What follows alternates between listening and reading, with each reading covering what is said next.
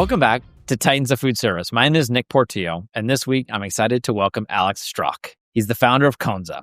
Conza, it's a brand bringing crunchy sourdough breadcrumbs to menus across the country. He has a killer product. But like many emerging brands, he's trying to figure out how do I grow and build in the food service world. So in this episode, we're going to talk about everything food service and food service sales. We roll up our sleeves. We're going to walk through some steps on exactly how they can do that. And I hope you're going to take some nuggets away from that yourself. We're going to define operator segments to choosing the right distribution strategy. If you're a founder or new into food service sales or looking to break into food service, this episode is definitely for you. It's packed with actionable insights that can save you years of trial and error. Whether you're launching your first product or scaling your reach, this episode is your blueprint for turning a great idea into a real food service business. A lot of times I meet folks that have built a great retail business, but now how does that translate into food service and how can I build on that side? So we're going to talk a little bit about that. If you find value in today's episode, please take a moment to leave us a 5-star review on Apple Podcasts or Spotify. That would mean a lot. It helps more food service pros discover the show and it keeps the conversations going. Without further ado, let's go ahead and welcome Alex. All right, Alex, welcome to the Titans of Food Service podcast, man. I appreciate you taking time to come on and meet with me. Thanks for having me, Nick. Excited to be here. Yeah. So tell me, you were a Phi Del in college. That's right. I lasted about a year and a half in Phi Del. It turns out the fraternity life at Cornell University wasn't all for me, but it actually helped me start my first business, which was a granola business. And I was making granola and selling it through regional distributors and to a lot of fraternities, sororities, and restaurants in upstate New York. Wow. Okay. Look at that. Okay. Turned into something, which is pretty cool. Did you grow up in the Northeast? No. So I'm from the Bay Area, San Francisco Bay Area. Yeah. Okay. Wow. What took you to Cornell? I wanted to go to the biggest university as far away from home as possible. And so I went to upstate New York, and it ended up being a great fit. In my first few weeks, I quickly got a little homesick, and I was used to eating amazing homemade meals with my parents, and I would just start making granola and other things in the college dorm, and soon enough, people are poking their heads in, being like, "What smells so good?" And it got me started into the food business as I was selling granola to hungry, hangry college students. That's cool. I went to Chapman University, which is a small school here in I'm familiar. Yeah, a lot of friends have gone through Chapman. Dude, we had so many people from Northern Cal, the Pacific Northwest. I felt like going to school at that time too. When I went from 2011 to 2015. The Seahawks were in the Super Bowl. I think they won the Super Bowl when I was there. The 49ers were there. They played the Ravens. I remember that. The Giants were winning. So I had all of these people that were like big sports fans, from those areas, and my teams just sucked in those time periods. Like, oh, this is just ruthless. My friends were all film students at Chapman. Okay, yeah. That's a top program. I think in the country there at Chapman. It's like a top 5 or something. I know the people that created Stranger Things. I think it's like 2 brothers went there, and there's other people as well. And that campus was off-site off of the main Chapman campus. And I think they have their own separate dorms now and everything. But yeah, that is like a crown jewel of Chapman. There is that film school. Was Phi Del a big part of Chapman life for you? Halfway through. I started as a baseball player, and the baseball coach had a strict no rushing, no fraternity policy, but he was let go my sophomore year, and then near the end of my sophomore year because of he had a bunch of different controversies with him, and so he was let go. So I was like, okay, I'm gonna try. So I went out my second semester, my sophomore year, and I got in that time, and so I spent 2.5 years in the Greek system, which I absolutely loved it, and I'm bummed I didn't do it as a freshman and jump in early, but it worked out in the end. And if I look back at like my wedding, I had a few guys in my wedding party were my fraternity brothers, and just created a lot of great relationships with both them. And some of them were actually on the baseball team with me together. So we jumped in, we went from baseball to the Greek life together.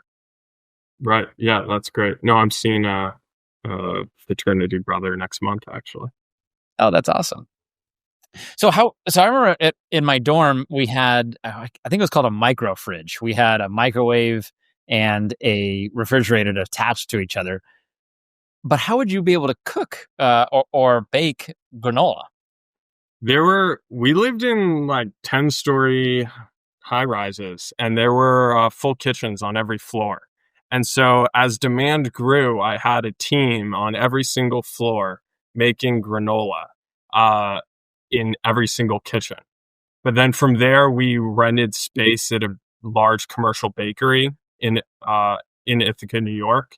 And then as the business grew further, I found a co-packer to make it for me. At this point in my education, I hadn't learned cash flow. And so at a certain point, I basically was outgrowing the payments that were coming in. And I realized that to keep the business growing, I needed to put money into the business. And I realized that I didn't quite have the vision that like I do for Conza now. And so it was a good time to wind down the business and frankly enter the workforce and learn from people smarter and more experienced than me for a little bit. When you were coming into college, did you expect to take an entrepreneurial route? Is that always something that's been innate in you?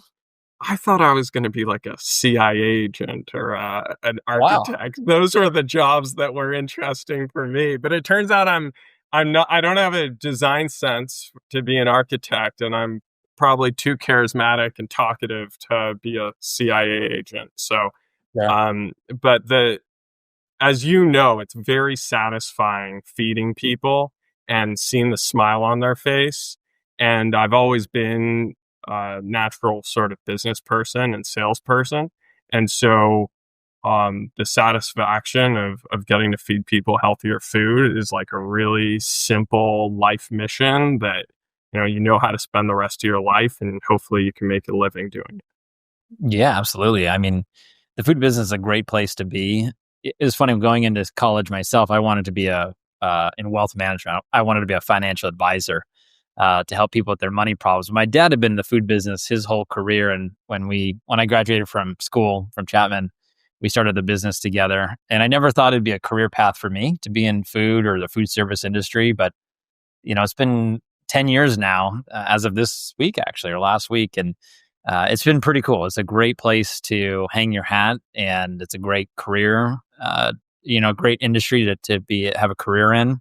And, very much enjoyed it myself. So what was kind of the thought process with Conza when you started that up? So you went to Cornell, right? You got in the granola business, kind of, you took some learnings from there. You graduate, work for some other companies. I think you worked for Simply Mills at one point. Maybe Simple Mills, Amazon, and then during the pandemic, I ran into this problem where I wanted to make a seafood dinner for my family. And I bought halibut, and then I accidentally spent $70 on fish just to cook a simple seafood dinner. And I reached into the back of the pantry for those ultra processed stale breadcrumbs that we all know we have. And how long have they been sitting there? And it didn't feel right to spend $70 on a nice meat or fish and only use those breadcrumbs. And so I made my own. I used real sourdough, olive oil, herbs, and spices, and like the taste, the texture, everything was better. And Conza was born out of that simple need and solution.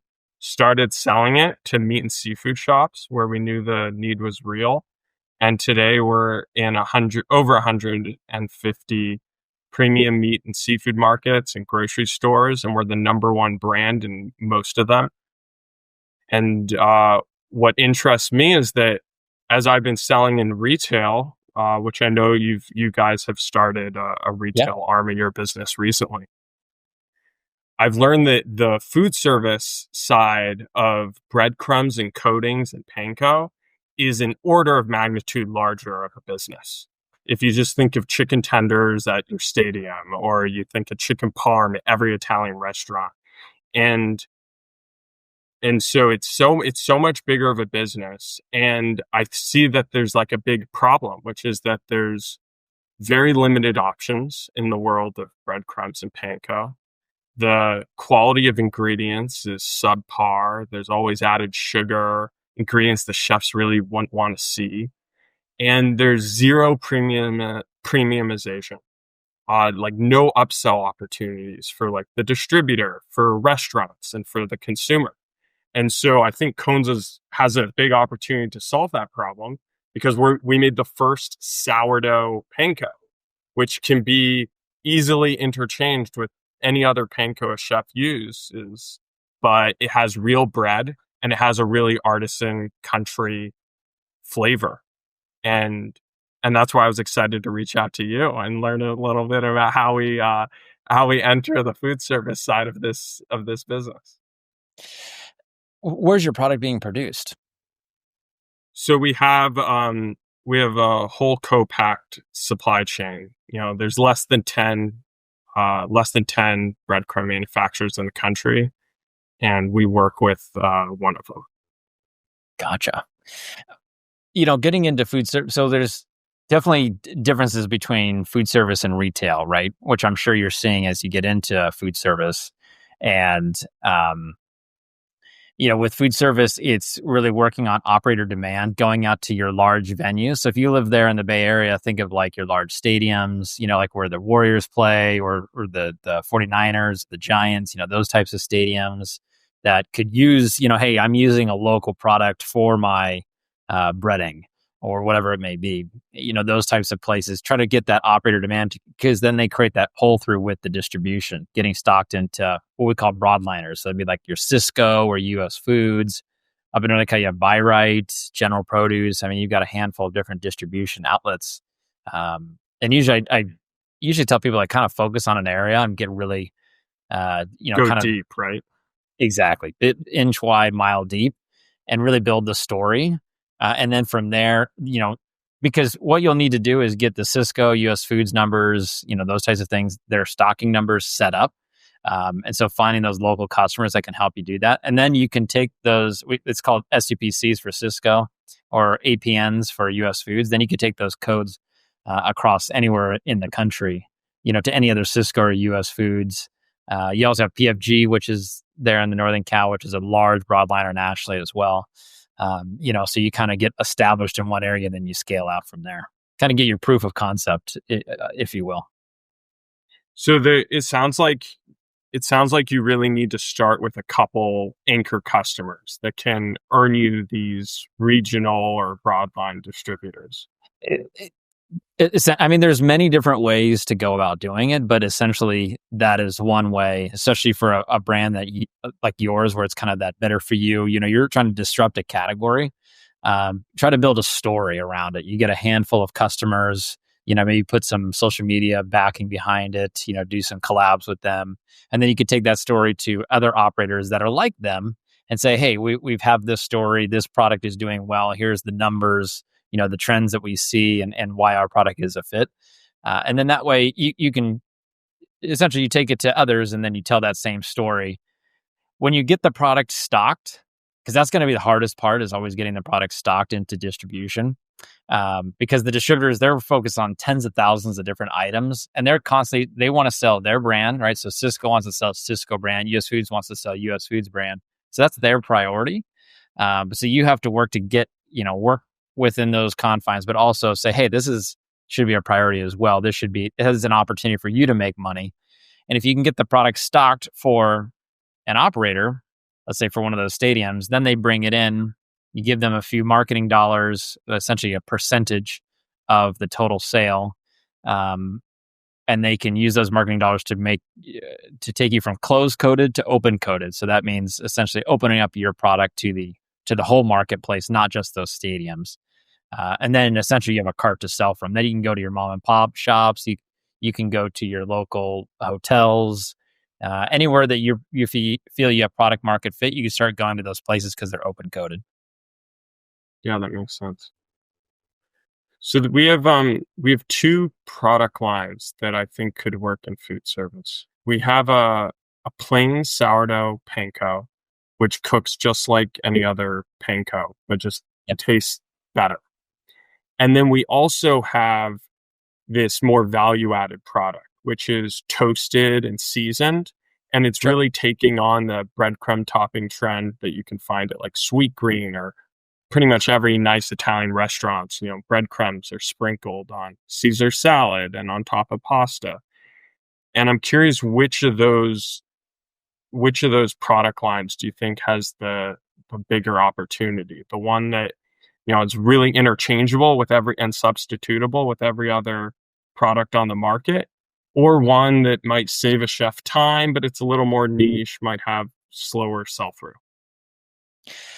I think I think between them, you'd have to just go out there and test and just, go to some local operators and just say, hey, I just want to pick your brain. Talk to people that, chefs and say, these are the products that I have. This is a little bit about my story. I'm on the ground floor here. I'm trying to build up.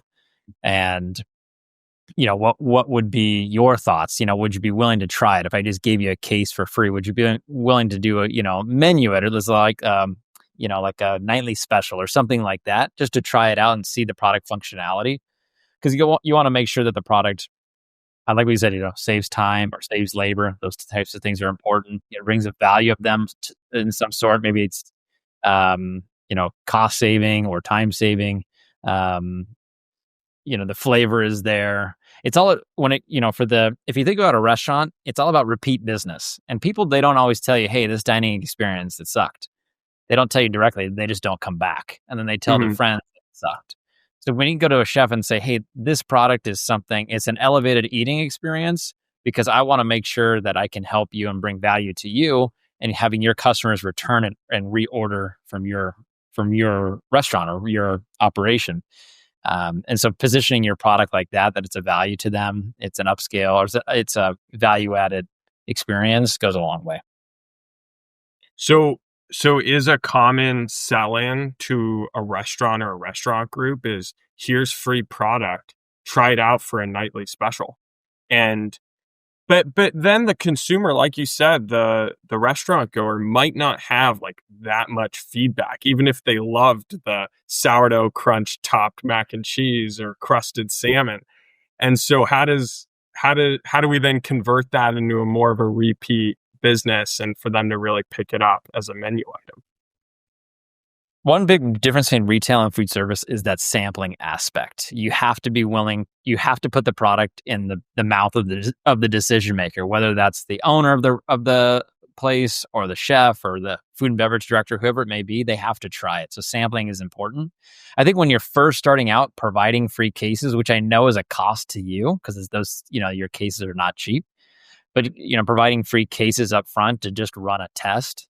That way you want them to have some skin in the game, but also because you're on the ground floor trying to build traction, it's kind of giving them a little bit more than what you typically would. And as you start to build volume, then you don't have to give away as much, but each time you will have to sample the product because they're going to want to test it and make sure that it fits for them. A chef is not going to necessarily menu something that they haven't first tried.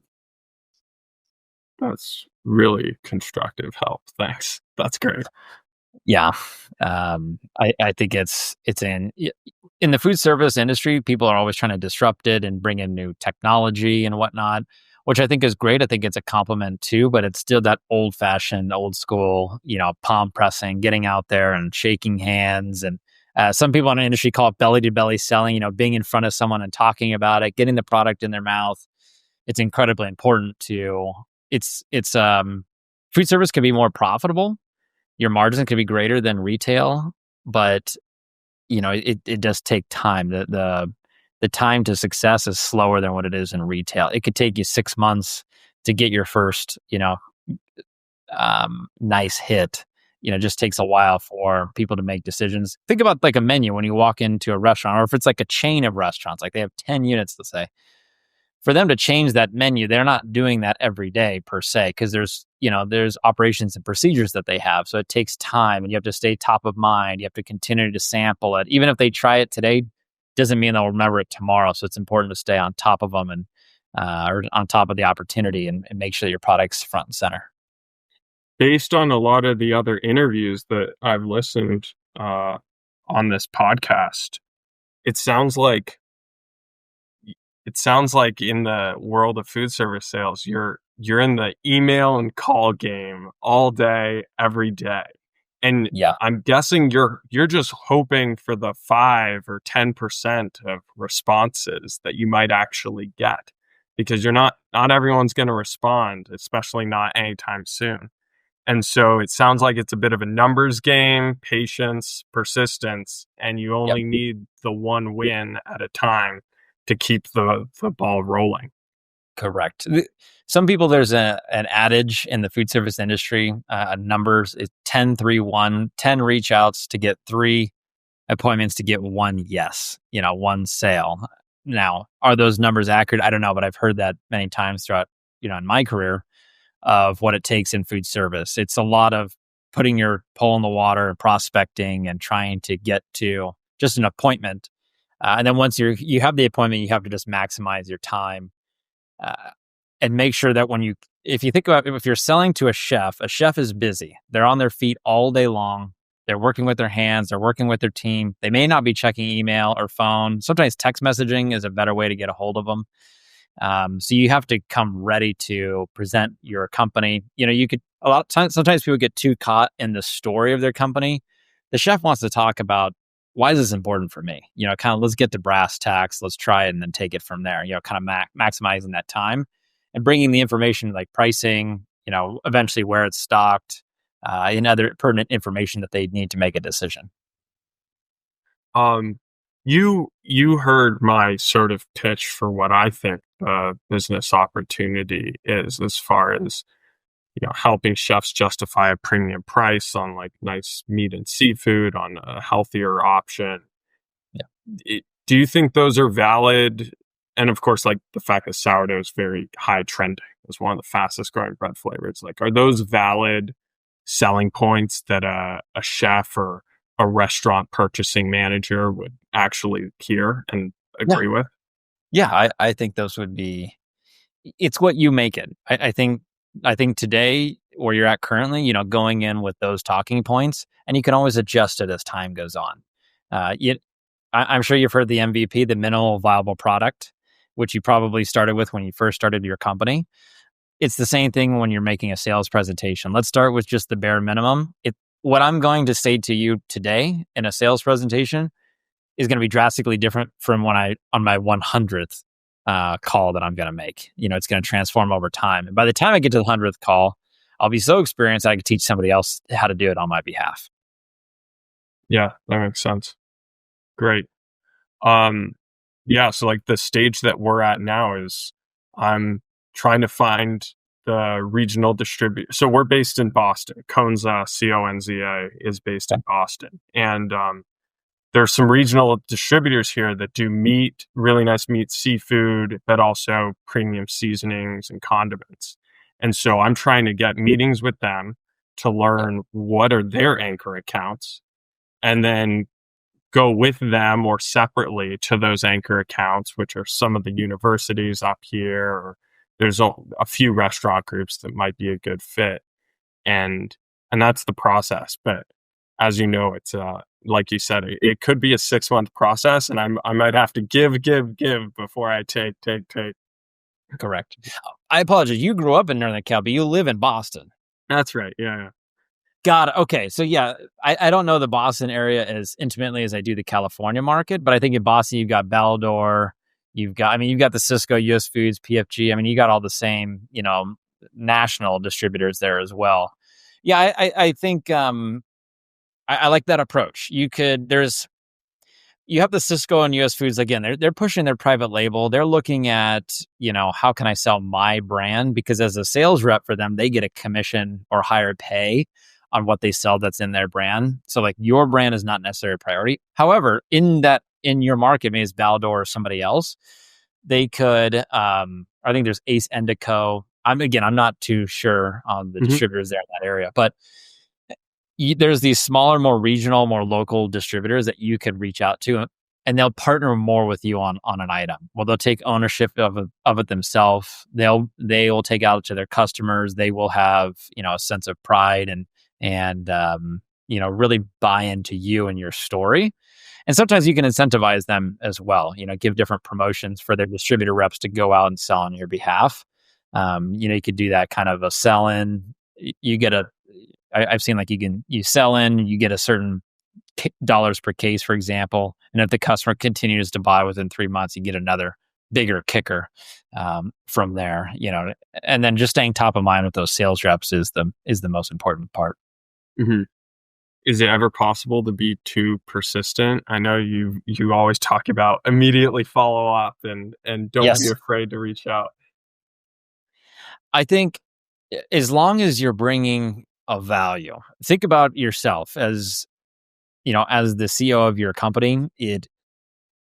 As you get busier and busier, and as the company continues to grow and scale, like how much you'll find that people are trying to sell you something, whether it's an accounting system or whether it's something for quality control or whatever it may be. You're going to get all these reach outs all the time, and it's kind of filtering through, and the ones that bring the most value, not necessarily the most noise, gets the most attention. Because we're in an attention economy. Everyone's on social media. Everyone's getting hit on email and texts and phone calls. People dropping in live. It's I think when you can get somebody live in person, I think that's the best way to do it. Sometimes just showing up and saying, "Hey, I know you're busy. Maybe there's a time I can come back next week that works for you, but I just wanted to bring some samples by. Tell you my name is Alex. Say hello. This is what we do. Please just, if you want to just try the product, that'd be great. If not, I can come back next week for a time that works for you." That's typically what I try to make when I make my initial sales presentation. I try to make it as easy on the other person. I make it as hard as I possibly can for the person to say no. Yeah. And making it easy and convenient is the best way to do it. Now, when you first kind of start making your presentation to chefs, it's going to be rough. That's just how it goes. You don't speak the language, and they Do might you have look any at horror stories, Nick? Have you ever been chased out with a knife? I have been vehically escorted off of a property. So I had that because I was too persistent, and eventually security said, "Get in your car. We're going to follow you off." The property was a nice hotel. They have a pretty large resort. I remember one of my first calls I was making. It was a large can of tuna in it's not like your little tuna cans you have at home. It's a big food service size. And the chef kept telling me the can cutter, or the can opener is over there. It's on the table, which is like this big apparatus that it stands up straight on a table within a kitchen. I had no idea what he's pointing to. And he's like, "Where?" And he kept pointing to it. And eventually like, I don't know what he's talking about. So I had a little can opener in my pocket. So I start opening up the can and I slice, because the can's a little bit thicker than the one you have at home. I slice my thumb and it went all into the tuna, and everywhere. I had blood everywhere. And so it's like, and I drove all the way down to San Diego, which I live in Orange County, which was, an hour and a half one way to make this presentation. And I was like, "I'm not getting the sale today." And they're like, "No, not today." So yeah, I've had plenty of different horror stories. I think anytime when you're dealing with people, there's things that can go right, there's things that can go wrong. But I think it's just continuing to show up and chop at the tree every day. If you aren't getting yelled at now and then, are you really were trying hard enough? Is something I once reminded myself. The worst thing that's happened was, as I dropped off samples, I accidentally included an invoice sheet that hadn't been filled out, but they interpreted that as I was invoicing them for samples. Yeah. And I got a very angry phone call, but fortunately, I don't think they were going to be a great customer anyways. Yeah. When you make those mistakes, a lot of times you could take the perspective of, there's thousands of food service operators in this country. I could just not go back to that one and call it a day. You could wait, give it some time to pass, follow up and try again. Or you can continue to be persistent, but sometimes it's taking a look, at the opportunity, taking a look at yourself and saying, "Is this, I want to work with people that I like to work with. And if I feel uncomfortable, I'm not going to do it again. If someone called me and was upset about an invoice, hey, my bad, my apologies.